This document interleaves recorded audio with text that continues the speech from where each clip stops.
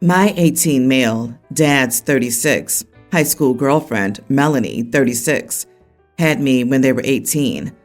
My dad asked if they could get a termination, as he dreamed of going to college.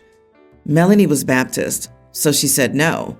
Dad said okay, as it was her decision. He decided to drop out of college and start a family. When I was 6 months old, Melanie said that this wasn't the life she wanted, had a breakdown, dumped me on dad, and moved. My dad's parents and my dad looked after me, while my dad attended a smaller college in state. Soon he met Anita, an Indian exchange student, and by the time I was 2, they were married. By the way, Dad and Melanie are white, so obviously I am too.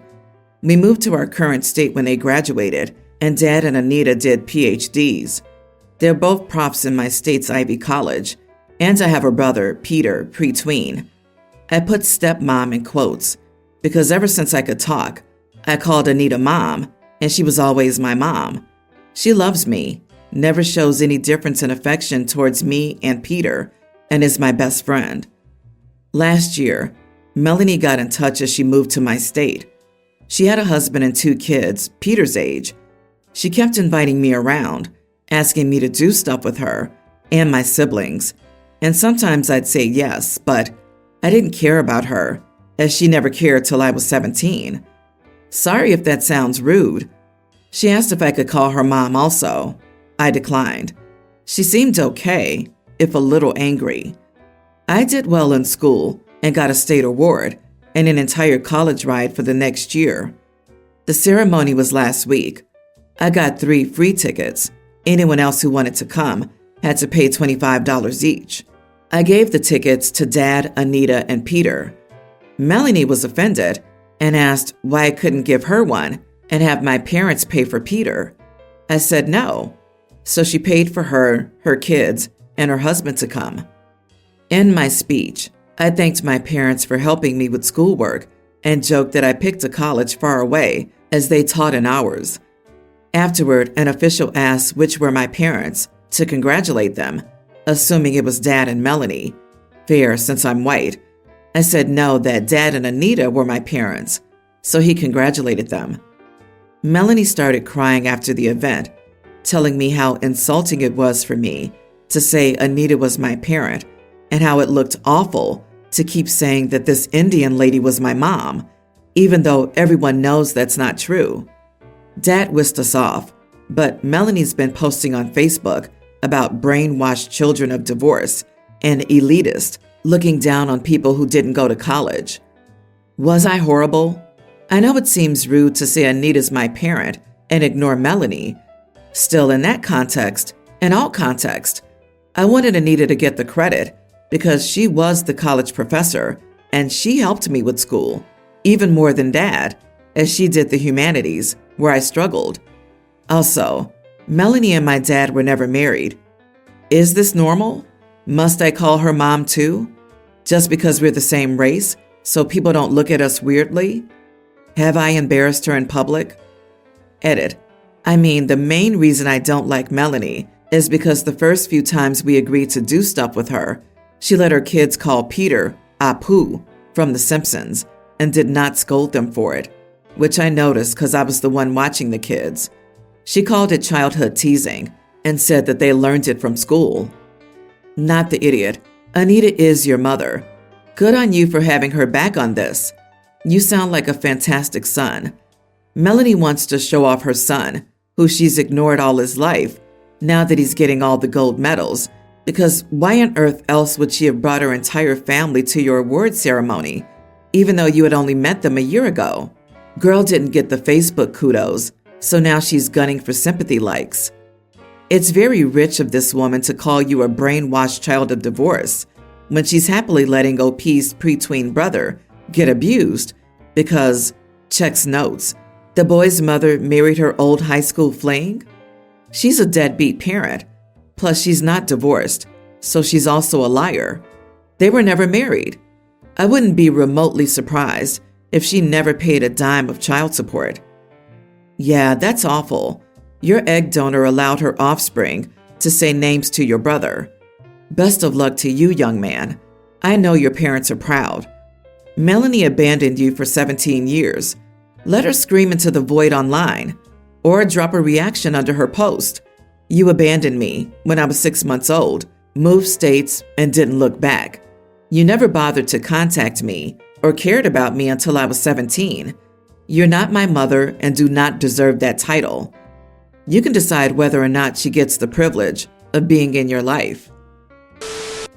My male dad's 40s parental rights were terminated because he abandoned me.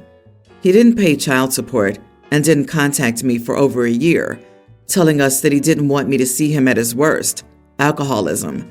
He said he's going to start trying now, though. He already started going to rehab, so my mom started taking me to visit him during the weekends. At first, it was going fine. It was a little bit awkward getting to know each other again. Then my dad's new wife and I argued. That day, Mom had decided that I should spend the night at Dad's place. I brought a book with me. My dad's wife, 28, saw it and told me I shouldn't read that book because of the protagonist orientation and it pushes LGBT stuff. If it's relevant, it's book 2 of the Trials of Apollo series. I told her she couldn't dictate what I read since I'm not a kid and she's not my mom, and Dad quickly jumped to her defense. He said she's still his wife, telling me I shouldn't be rude to her in her home. So I told him, fine, I'm not staying then, and I left and went home. Mom said I don't have to go back there if I don't want to, so I told my dad when he called later that if he doesn't talk to his wife and tell her she can't censor what I read, I won't return. He said what I said was threatening him. Not the idiot.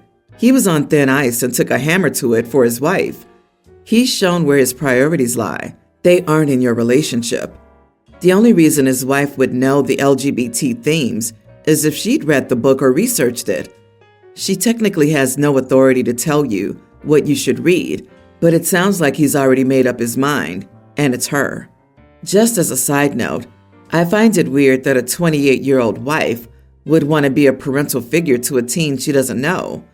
You should tell your dad that you don't need another parent, and that if you did, it wouldn't be her, as she's too close to your own age to fulfill that role.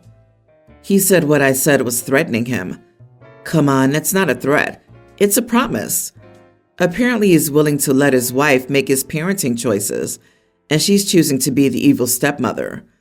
I hesitate to put it this way, but he's abandoning you for the second time. You never signed up to have a new and overly restrictive mother. You're well justified to stand your ground. Update. I just talked to my dad. He said that his wife was only trying to do what she thought was best for me, and that the only issue was that what she thought was best was different from what I thought was best.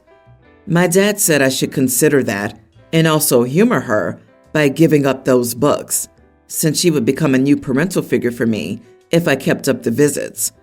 I asked if he expected me to do what she wanted, including when I was not at their house, and he sheepishly said yes. So I told them I wouldn't be visiting again. That way, I won't have to deal with her. I, 30 male, have a much younger half-sister, Laura, who's 18. Despite the age gap between us, we're decently close. We have the same mom but not dad. Her dad wasn't around for long, and it's definitely shown in her relationship with men. She recently started dating a guy who goes to the same gym as me. We're not friends, but we know each other through mutual groups. Last night I was at my mom's for dinner, and her boyfriend, Brian, was there. My mom disapproves, but she didn't want to push her even closer to him, so she invited him over. It was definitely an awkward dinner, and I was pretty short with him for most of it. When I said goodbye and headed out, Brian came outside to ask me why things were so awkward, despite the fact that we'd had good conversations before.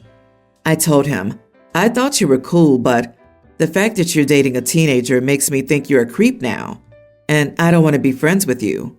He didn't really have much to say, and he just looked shocked, and I left.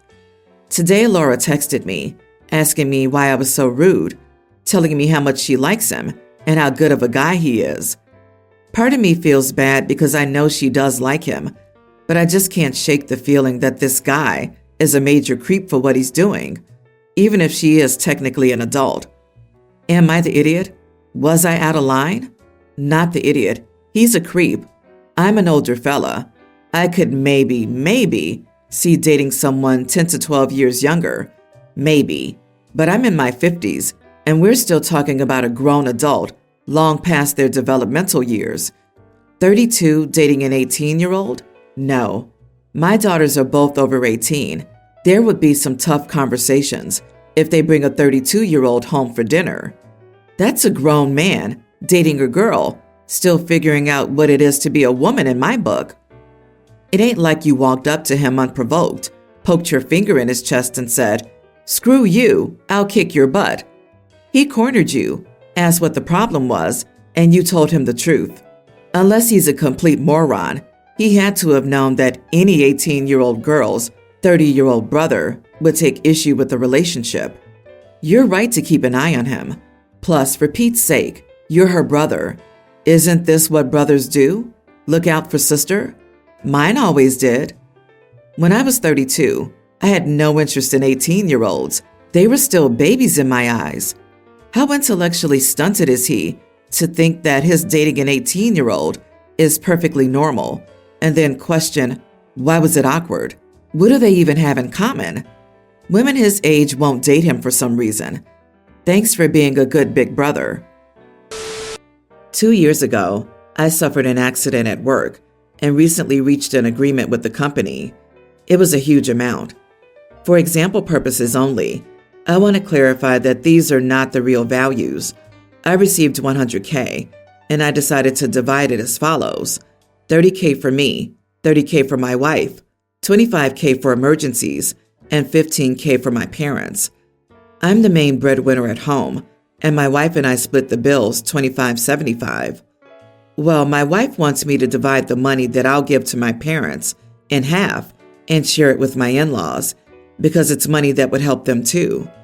I refused, saying that this money was up to me to decide how to use it, and that if she wanted to help her parents, she was free to use hers as she wanted. To be clear, her parents are financially stable, and my parents have absurd expenses because my father has several health problems, and basically, this money would cover a year or two of his medicines. They're struggling financially, even with my monthly help. She said that this money should be a joint decision and that I was being selfish in deciding its destination without listening to her. Am I the idiot? Extra, she and I are financially stable and childless, and this money's not needed to pay our expenses, so it will be used for other things. Not the idiot, but as a former insurance adjuster, I would assume that if you're not committing insurance fraud, but getting a large settlement, you actually have some kind of substantial injuries that might require some sort of follow-up care in the future, even if it doesn't seem like it now. In most cases, this is a final settlement. You're not getting more regardless of what might develop in the future. My vote, don't give any of it away. Do the smart thing and put it in a savings or investment account. You are the idiot to yourself. That's blood money, not fun money. It's money to make up for your lost earning potential and any potential hospital bills because of that accident. I hope for your sake you've thought about your long-term financial position, including your new extra cost and loss of earning potential. It's crazy to me that people think that if you're legitimately hurt and get a large settlement, all of it is just profit basically. You don't get $100K from slipping at work and getting a sprained ankle. You get that from major long-term injuries that at least have a decent chance of being debilitating or getting worse and will need more treatment for later. Remind your wife of what has been lost. Not saving most of the settlement against future health issues is not the smartest move here. Yesterday, we had a family dinner at our parents' house where my 31 younger brother Ted, 29, informed us that he and his girlfriend, Mika, of 4 years, broke up. This was a shock to everyone because they seemed very happy. So everyone grilled him about why, and he explained.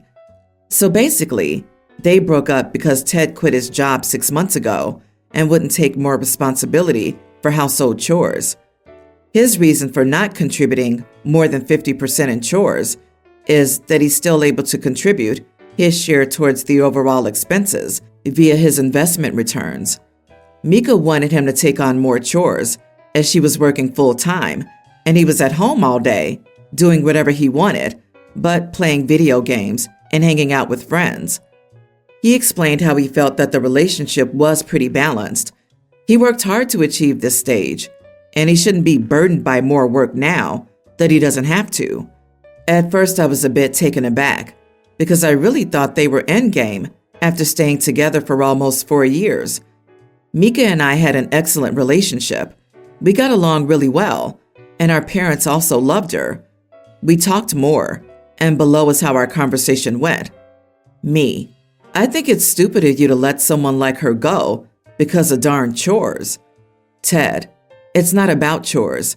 It's about equally contributing towards your home and relationship. Me: Sometimes you can't be equal. You have to compromise and contribute according to how much is needed and how much you can. Ted: I thought people wanted to be on equal footing. This is what women fought for, right? To be equal to men in every way? At this point, I was very angry and just said, "You have a very bad attitude, and if you don't change your views, you may die alone." He just laughed and kept eating. But my mom, who until this statement was on my side, suddenly started saying how I should apologize for saying such a thing. I asked her why I should apologize. I don't think I said anything wrong. Now, I know my brother doesn't care what I, or for that matter, anyone else, thinks about his decision. He will always do what he wants, and he doesn't expect me to apologize. But my mom insists that I apologize to him for my remark. Ted's an idiot. It's not about financial contributions. It's about effort. And he wasn't contributing effort. Mika was working a full-time job to contribute towards the common good of the household. So Ted owes the household a full-time job's worth of labor before Mika needs to do any chores. It would count if Ted spent 40 hours a week managing his investments. But from your description, his investments were largely passive and didn't require any effort from him. Ted could use his money to hire a cleaner, cook, or whatever to help lighten the chores for him and Mika. Instead, he chose the selfish path of just the bare minimum effort. I wouldn't want to be in a relationship with someone treating it like a transaction. It sounds like he was using his income as leverage, and she's going to be treated better by someone else. You are the idiot. I actually disagree with you. Mika has 40 hours because she's supposed to. Your brother got to retire early because he worked hard to get where he was, and he was doing his 50%. Two healthy people with no children. How much housework is there really? Very little. All the people are acting like your brother is unemployed, but does nothing and doesn't contribute anything. But he was providing his half and doing his chores. It's a bit outlandish to say he'll die alone. Update: I contacted Mika today just to check on her, and she provided me with a few more details, which I think could be helpful. Apparently, they broke up about 2 months ago. He just didn't tell us until yesterday. Ted was the one who initiated the breakup because he didn't want to take on more chores permanently. He did help her out whenever she had a rough day, but was against making it permanent. Her reasons for her request are that she would come home and have to do her part, and they weren't spending much time with each other because she was always busy and he had so much time. She thought they could solve this issue by changing the chores distribution, but he didn't even want to consider it. I also called him today to check if he really expected an apology from me. He said no, and not to take Mom seriously. She would calm down eventually. Brother did work hard to be able to do what he's doing. He started working at 15 or 16, moved out at 17, and sacrificed everything to save and invest as much as possible. And now he can reap the benefits of that investment.